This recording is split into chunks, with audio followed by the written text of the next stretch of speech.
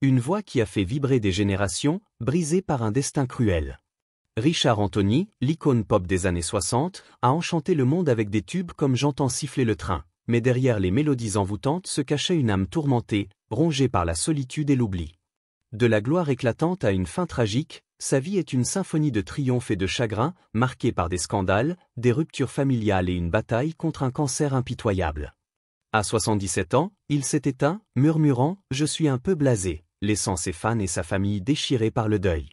Sur 24 heures dans le monde, plongé dans une histoire où la musique rencontre la douleur, où un homme a tout donné pour son art, mais a payé le prix d'une vie de combats intérieurs.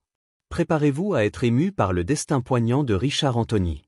Richard Anthony, né Ibrahim Richard Btesh le 13 janvier 1938 au Caire, grandit dans une famille riche et culturellement diverse. Son père, Edgar Btesh, un industriel du textile juif originaire d'Alep, en Syrie, et sa mère, Marguerite, dite Margaret, fille d'un consul honoraire d'Irak à Alexandrie, lui offrent une enfance dorée. Mais la montée du nationalisme en Égypte force la famille à l'exil. Leur périple les mène en Argentine, puis en Angleterre, où Richard intègre le prestigieux Brighton College.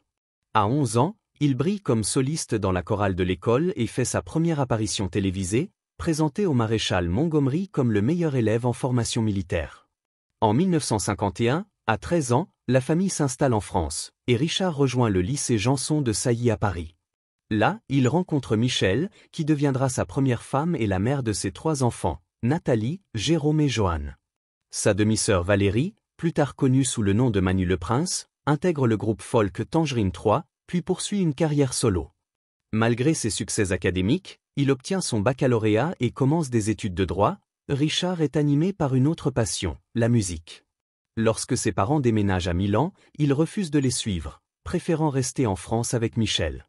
Pour subvenir à ses besoins, il travaille comme représentant commercial pour des réfrigérateurs, tout en jouant du saxophone dans des clubs de jazz parisiens, notamment le jeudi soir au Vieux Colombier, un club appartenant à Claude Wolff, mari de Petula Clark.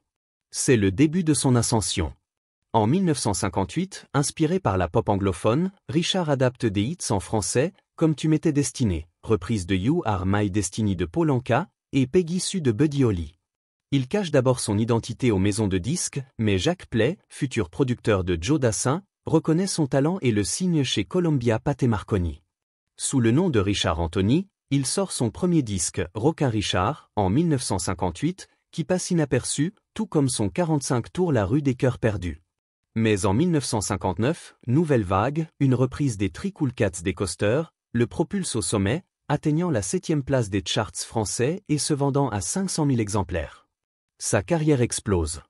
Entre Paris et Londres, il enchaîne les hits Itsy Bitsy Petit Bikini, Fait pour s'aimer, La leçon de Twist, et en 1962, J'entends siffler le train, qui le maintient 21 semaines en tête des charts.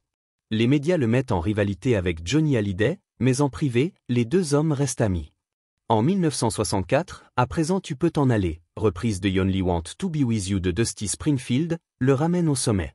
Il donne jusqu'à 300 concerts par an, devenant le premier chanteur français à piloter son propre avion pour transporter son équipe. Sa famille partage son temps entre des résidences luxueuses à Saint-Tropez, Marbella, la vallée de Chevreuse, et un chalet à Cran, en Suisse. Il investit aussi dans un hôtel en Jamaïque. En 1965, Je me suis souvent demandé, adapté d'une chanson belge de Bob-Jean Chauchepen, triomphe en France et en Argentine. À Londres, au studio Abbey Road, il se lie d'amitié avec les Beatles. Son titre I Don't Know What to Do attire Motown, qui en achète les droits pour le marché américain, une première pour un artiste européen. En 1967, il enregistre Aranjuez, Mon amour, une adaptation du concerto d'Aranjuez de Joaquín Rodrigo. Bien que Rodrigo ait toujours refusé les adaptations, il approuve celle de Richard, enregistrée avec l'Orchestre Philharmonique de Londres, marquant un sommet de sa carrière. Mais les années 70 apportent des ombres. Le disco domine, et Richard peine à s'adapter. Après le Cire au typhon, il se retire, s'installant à Saint-Paul-de-Vence avec sa nouvelle compagne, Josiane Pabion, alias Iris Franck, avec qui il a un fils, Julien. Il divorce de Michel, puis épouse Sabine, mère de ses 3 fils, Xavier, Alexandre et Cédric. En 1974, Amoureux de ma femme, reprise d'un hit italien, lui offre un bref retour.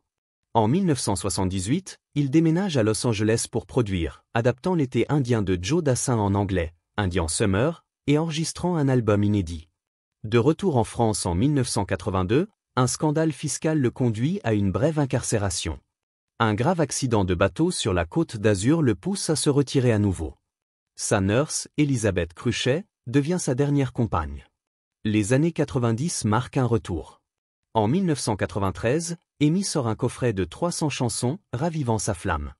Il enregistre La barrière des générations en Belgique et triomphe dans Sacrée soirée.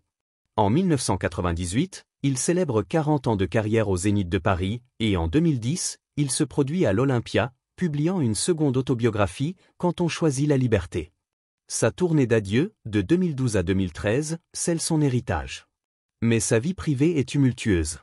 Marié 2 fois, il reconnaît 9 de ses 11 enfants. Ses fils Xavier et Alexandre attirent l'attention médiatique, Xavier via une télé-réalité, Alexandre par sa relation avec Sarah Marshall, petite-fille de Michel Morgan. En 2013, sa santé décline. Lors d'un gala pour âge tendre et tête de bois, une nuit agitée à cause de la climatisation lui laisse la voix enrouée. L'équipe lui suggère de faire du playback, ce qu'il refuse, profondément offensé. Elisabeth dira, il ne s'en est jamais remis. Sa voix s'affaiblit, et il sombre dans une dépression, se sentant ignoré par l'industrie malgré ses 60 millions de disques vendus. En août 2014, un cancer agressif réapparaît.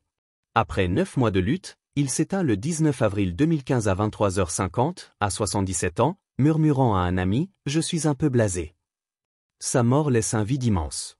Le deuil déchire sa famille. Xavier, apprenant le décès via Facebook, accuse Elisabeth de l'avoir privé de ses adieux.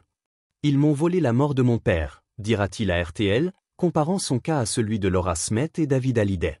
Cédric, à 1 heure de Paris, reçoit un SMS laconique, Richard décédé. Elisabeth se défend dans Ici Paris, affirmant que seuls les 3 premiers enfants se souciaient de leur père. La famille reste brisée. Alexandre, né le jour de la mort de son père, écrit sur Facebook, « Je n'ai pas eu le temps de lui dire, papa, je t'aime ». Cédric, dans Le Parisien, dépeint un homme timide, fuyant les caméras, mais aimant la vie, la bonne nourriture et les plaisirs. Richard Anthony laisse un héritage complexe. De ses tubes révolutionnaires à ses combats silencieux, son histoire est celle d'un talent immense et d'une profonde tristesse. Sur 24 heures dans le monde, que pensez-vous de ce destin? Partagez vos réflexions, likez, abonnez-vous et activez la cloche pour ne rien manquer. À bientôt.